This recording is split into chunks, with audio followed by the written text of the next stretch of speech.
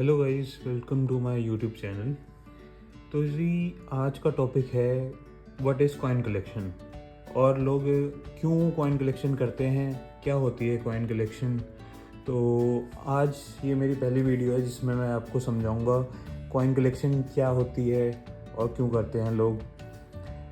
तो हमारे लिए तो ऐसा है कि ये जो कॉइन है, जैसे इसमें 1 रुपीज़ लिखा हुआ है, तो हमारे लिए ये ना ये मेटल का पीस होता है और जो ये कॉइन कलेक्ट करते हैं उनके लिए बस ये एक ऐसा रहता है कि बस 1 रुपये हम किसी को देंगे और हमारे को 1 रुपये की कोई चीज़ मिल जाएगी।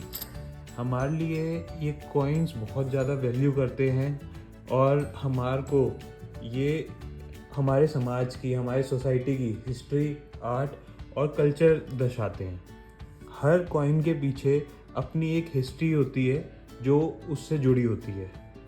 अब कॉइन कलेक्शन में ये हमारा ये काम रहता है कि हम कॉइन को इकट्ठा करते हैं और उसकी स्टडी करते हैं।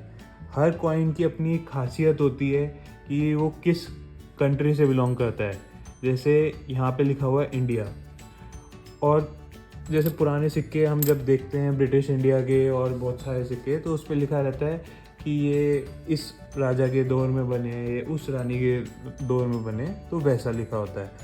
हर सिक्के पे हम ये भी देख सकते हैं कि क्या लैंग्वेज इसमें लिखा हुआ है। जैसे हमारे 1 रुपये के सिक्के पे यहाँ पे हिंदी में और इंग्लिश में लिखा गया है, पीछे भी भारत और इंडिया ऐसे लिखा गया है, तो हमारी ये लैंग्वेज दर्शाता है। और जैसे कुछ सिक्के होते हैं जिस पे वो कोई थीम होती है। अब जैसे ये जवाहरलाल नेहरू जी पे ये एक सिक्का ढाला गया है 1 रुपये का, वैसे ये 1 रुपये का सिक्का है, ये महात्मा गांधी जी पे दर्शाया गया है। अब जैसे ये एक बहुत अच्छा सिक्का है, ये फूड एंड एनवायरनमेंट पे छापा गया है ये सिक्का। इसी प्रकार हमारी गवर्नमेंट अलग अलग मिंटों द्वारा अलग अलग थीम्स पे सिक्के जारी करती है और आम जनता में सर्कुलेट करती है। तो अब सवाल आता है ये लोग क्यों करते हैं, ऐसा क्या शौक होता है। तो जी किसी किसी को अपनी धरोहर बचानी होती है। एक हिस्ट्री के जितने भी कॉइन्स होते हैं, एक जैसे आज भी कोई कॉइन ढल रहा है तो अगर वो अपने संग्रह में रखेगा तो 10, 20, 30 साल बाद वो हिस्ट्री हो जाएगा। तो वैसे ही लोगों को हिस्ट्री की चीज़ें, एंशिएंट चीज़ें कलेक्ट करने की आदत होती है, उनको शौक़ होता है। बहुत सारे सिक्के हैं, उन्होंने बहुत सी जंग देखी हुई हैं, उन्होंने बहुत सारी पीढ़ियाँ देखी हुई हैं और फिर वो हमारे हाथों में आते हैं।